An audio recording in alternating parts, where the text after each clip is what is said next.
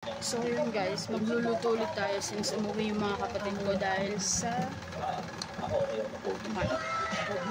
magluluto ako.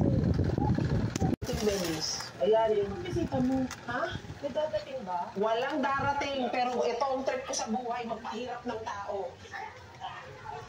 Ayan sa pan, isote ang chicken. Ayan, pagdaibin mo lang yung mga gulay. O yan. Tapos tubig, galing sa alangan. Diba? Paano maluluto? By the way guys, yung chicken na nakahalo is yung leftover namin galing sa inasal kanina. Kasi super dami nang natira. Pre, need mo takpan. Alangan, paano maluto? Since nalagyan na natin, pampalasa naman. Asin lang. Ang trabaho ng mga... Ay, kita yung chan. Sorry. Ayan, okay na. Hi!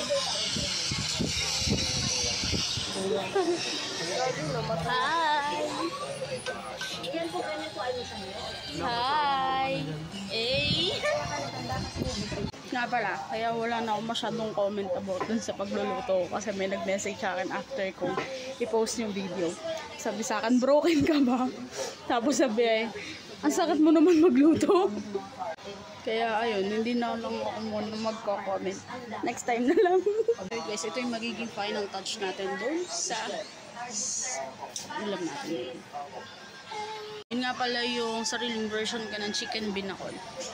Init naman sa Pilipinas. Ang baboy na to kawawa. And since malambot na yung gulay natin at saka goods na yung lasa, final touch before natin hanguin. Lagyan natin yan lahat. Okay, sugas naman yan Hugasin ko na yan kanina. So yun, nagantay na lang tayo na matapos. Since nalagay naman na natin yung mga gulay. Yeah. Pagbalik nito, I'm done. Tikim. Bilis. Mainit. Lasa. Bullshit. Yes! Sabi naman. Super init. Yung mabibigyan tayo sa trabaho.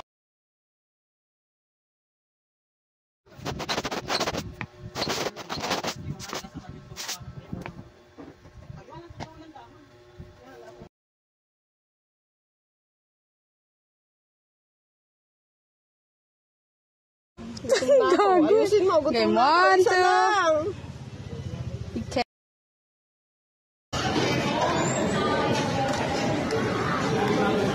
Visit. Inana.